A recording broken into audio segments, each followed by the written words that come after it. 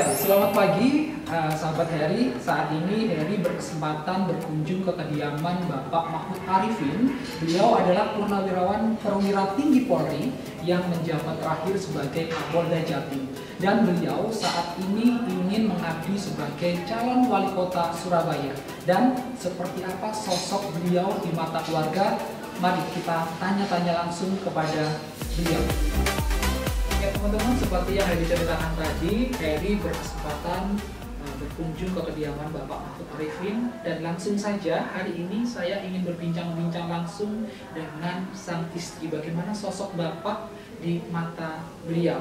Langsung saja kita berbincang-bincang dengan Bunda Lita. Selamat siang Bunda. Selamat siang. Ya, apa kabar Bunda? Baik, alhamdulillah sehat. Iya.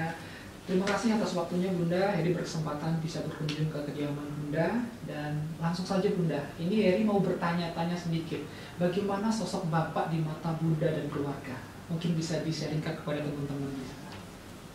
Iya, ya pastinya Bapak sosok Bapak yang penyayang.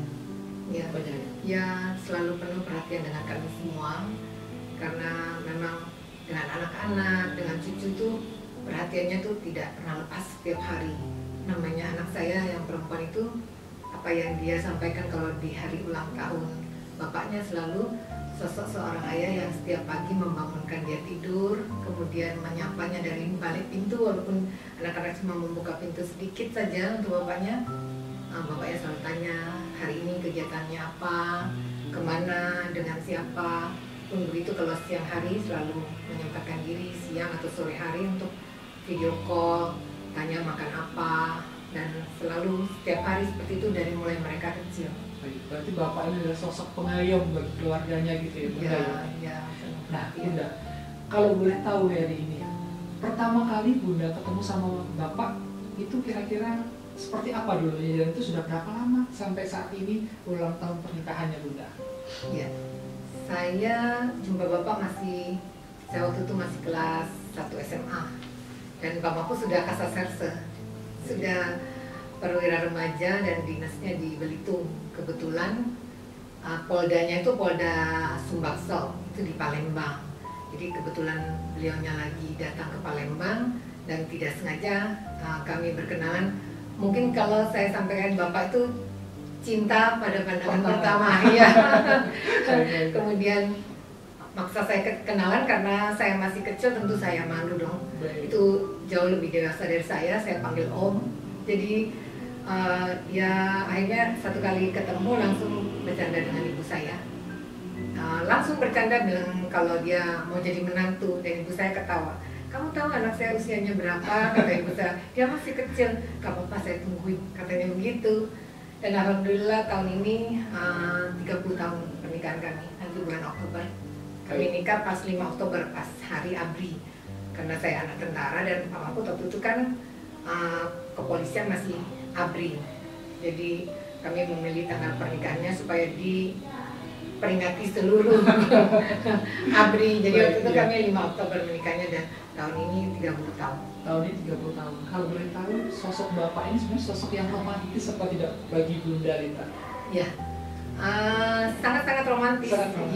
Ya karena tadi saya bilang beliaunya itu sangat penuh perhatian dan sering memberikan kami semua, saya dan anak-anak itu surprise gitu ya, hal-hal yang menyenangkan. Jadi selalu ingin bisa memberi kami kebahagiaan dengan hal-hal kecil yang dia perhatikan. Dan sedikit cerita Bunda, untuk saat ini Bapak ingin mencalonkan wali kota Surabaya. Ya. Dari sisi keluarga sendiri, seperti apa dukungannya Bunda? Ya, awalnya itu Bapak tidak ingin mencalonkan, tetapi Bapak diminta untuk menjadi calon wali kota Surabaya. Awalnya Bapak dan saya itu sudah sepakat bahwa kami akan kembali ke urusan bisnis. Kami memang punya usaha dari dulu, tetapi selama ini kan tidak dipegang secara langsung. Pada saat pensiun kami akan pegang sendiri usaha dan mulai menikmati hari-hari yang santai sebagai orang sipil gitu ya, santai, bisa pagi-pagi sebelum ke kantor antar cucunya sekolah, dan bisa punya waktu banyak untuk keluarga dan bisa waktu banyak untuk beribadah. Tapi ada beberapa kali permintaan untuk Bapak mau dicalonkan menjadi wali kota Surabaya penerusnya Bu Risma. Awalnya Bapak dan saya tuh masih tertawa-tertawa saja, belum menanggapi secara serius. Dan lama-lama 1, 2, 3 yang meminta sampai datang ke kantor kami di Jakarta, termasuk waktu itu Pak Dahlan Iskan meminta kami berkali-kali. Sehingga pada saat kami datang ke Surabaya, biasanya kami datang ke Surabaya itu sebulan 2 kali. Biasanya hanya menginap di rumah ini hanya 2 hari dan kemudian pulang ke Jakarta. Nah, pada saat kami datang ke Surabaya itu kami mulai belusuan. Bapak itu mulai masuk-masuk ke pasar, mulai masuk ke wilayah-wilayah kumuh, pengen tahu seperti apa sih keadaan Surabaya yang sesungguhnya dan kenapa sih Pak Mahfud yang harus disuruh turun, yang kami yang sudah di Jakarta, sudah kembali ke Jakarta, kok kami yang diminta untuk turun? Kenapa tidak mungkin orang-orang atau tokoh yang berada di Surabaya saja yang dicalonkan untuk menjadi calon wali kota?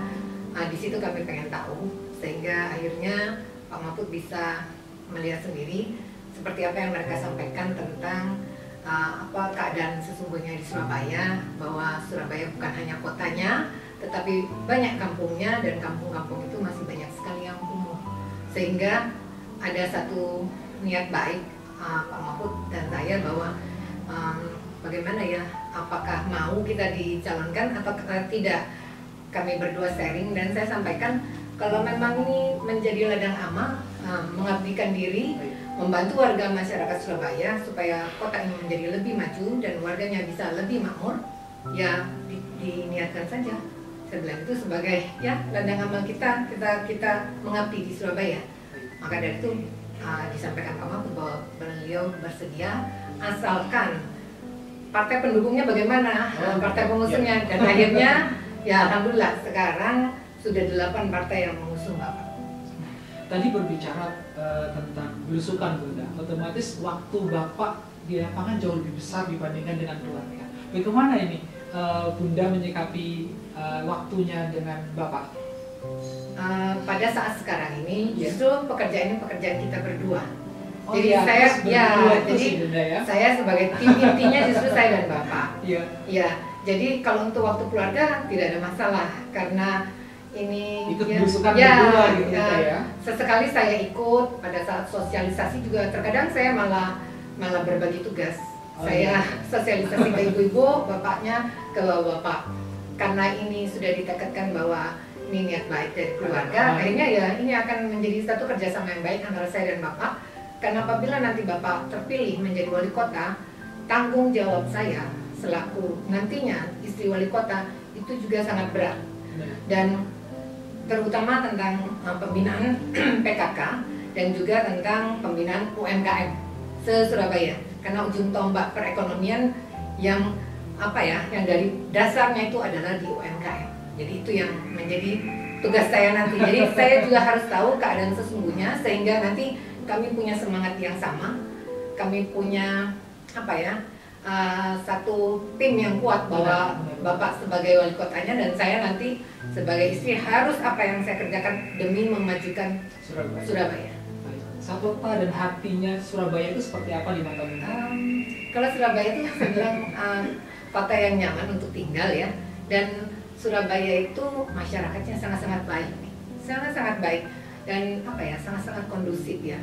Saya senang sekali dengan situasi yang ada di Surabaya, terlihat dengan keadaan sekarang pun warga masyarakat tuh tidak ada yang mungkin seperti di kota-kota lain sampai dengan keadaan contohnya mungkin seperti pandemi ya, kota lain kan ada yang rebutan jenazah lah apalah gitu. Kalau di Surabaya itu posisinya masih sangat bahkan sangat kerukunan mereka sangat akrab gitu sampai ya ini akhirnya menyangkut dengan pandemi ya, mereka juga masih sering berkumpul sehingga agak susah juga menurunkan angka COVID-19 di Surabaya karena mereka sering berkumpul dan saling ramah itu ya termasuk salah satu juga ya.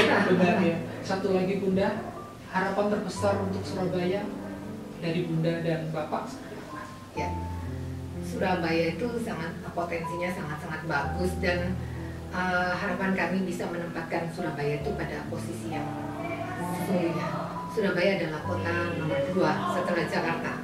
Jadi harapan kami bisa memposisikan Surabaya pada posisinya nomor 2. Karena Surabaya dibandingkan dengan Palembang sudah punya LRT, kita belum. Kemudian dengan kota-kota lainnya seperti angkutan massa dan lain-lain, itu kita masih perlu banyak sekali ditingkatkan. Apa yang selama ini sudah baik dengan Bu Risma, kita akan teruskan, lanjutkan, bahkan kita harus tingkatkan.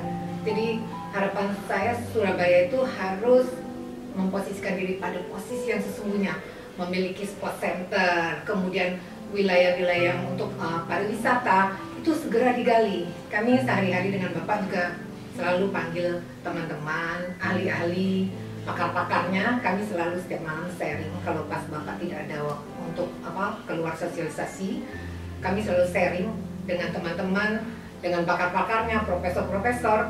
Kami selalu buka Google Map-nya ya, kami selalu lihat Surabaya ini secara luas itu seperti apa. Kemudian kami zoom satu-satu. Oh, Surabaya di pinggir pantai ada benteng kuno yang sebetulnya bisa menjadi tempat pariwisata juga. Itu masih belum tergali, Bunda ya? Ya, betul. Kemudian ada makam Aseh Sumbo di daerah pinggiran pantai juga. Kemudian kita lihat juga ada beberapa seperti danau-danau kecil. Kemudian tempat-tempat yang sangat bersejarah yang sebetulnya bisa digali dan dibikin bagus. Nah, itu yang menjadi semangat bahwa Surabaya harus memiliki kawasan marina. Ya, contohnya Singapura. Singapura itu tidak punya pantai loh. Tapi kok bisa dia punya pantai dengan pasir putih? Sebetulnya pasirnya dari Indonesia kan. Kenapa Surabaya tidak bisa? Surabaya di wilayah pesisir pantainya itu bisa dibuat wilayah marina, yang kami juga sempat sharing dengan Bupati Bangkalan bagaimana caranya kalian dari Bangkalan lihat kami cantik, kami dari Surabaya lihat Bangkalan itu cantik. Jadi ayo, kalau saya nanti jadi wali kota, ayo kita ketemu dengan satu titik, kamu titik mana, kita titik mana. Jadi sampai kita saling memperindah dan sampai kita tuh sudah menentukan satu saat kalau memang nanti dipercaya oleh masyarakat bahwa kita temukan titiknya, sehingga sana kawasan marina bagus, kita juga marinanya bagus. Ya, jadi dengan pencahayaan di malam hari, kemudian di sana tempat wisata kulinernya juga, kita akan saling memandang. Mungkin bisa juga ada kapal-kapal kecil yang membuat menyeberang ke sana dan kemari kan. Alangkah indahnya Surabaya itu pada masanya kalau Pak Mahfud nanti terpilih menjadi wali kota Surabaya. Amin. Baik, mungkin itu Bunda, terima kasih atas waktunya. Mungkin saya sedikit meminta untuk satu kata, dua kata untuk teman-teman yang ada di luar sana. Mungkin Bunda bisa memberikan masukan dan wejangan buat warga Surabaya. Monggo Bunda. Assalamualaikum warahmatullahi wabarakatuh. Pada seluruh warga di Surabaya, saya mohon doa dan dukungannya agar Pak Mahfud Arifin bisa dipercaya menjadi wali kota Surabaya, dan beliau ingin membuat Surabaya maju kotane, makmur wargane. Dan dengan niat baik dan niat yang tulus, semoga ke depan Pak Mahfud bisa membangun Surabaya menjadi kota nomor 2 terbesar di Indonesia, seperti memang seharusnya bahwa Surabaya adalah kota nomor 2 setelah Jakarta. Dan kita akan membangun wilayah-wilayah yang bisa dijadikan wilayah pariwisata, dan juga kita akan juga membangun pasar-pasar yang ada di kota Surabaya supaya warga bisa nyaman berbelanja dan pedagang juga bisa nyaman berdagang. Dan pasar adalah pusat perekonomian, sehingga para pelaku UKM pun bisa mendapat pendapatan, meningkatkan pendapatannya di pasar-pasar yang nyaman bagi mereka. Dan juga kedepannya Surabaya bisa menjadi sentra bisnis untuk pusatnya dari wilayah timur. Jadi yang selama ini ada pasar turi yang sudah terkenal bahkan di Asia Tenggara, sekarang sedang tidak beroperasional. Ke depan insya Allah Pak Mahfud akan mengupayakan itu bisa beroperasional kembali, karena dengan ibu kotanya nantinya yang akan berpindah ke Kalimantan Timur, tentu Surabaya lah yang lebih dekat untuk tempat orang berbelanja. Jadi wilayah timur akan lebih banyak berbelanja di Surabaya, sehingga perekonomian di Surabaya ke depannya akan lebih baik lagi. Demikian, mohon doa dan dukungannya dari para warga Surabaya, sehingga kami bisa membangun Surabaya menjadi lebih maju dan lebih makmur. Terima kasih. Assalamualaikum warahmatullahi wabarakatuh. Ya Rek, itu tadi bincang-bincang saya dengan Bunda Lita, dan hari ini saya berkesempatan yang sangat luar biasa karena bisa berbincang-bincang langsung dengan beliau. Dan saya dari hati yang paling dalam mohon dukungan kepada teman-teman yang ada di Surabaya dan sekitarnya atas pencalonan Bapak Mahfud Arifin sebagai calon wali kota Surabaya. Semoga pencalonannya bisa diberi kelancaran dan nantinya akan menjadi pemimpin Surabaya yang amanah. Dari Surabaya, Heri undur diri. Wassalamualaikum warahmatullahi wabarakatuh.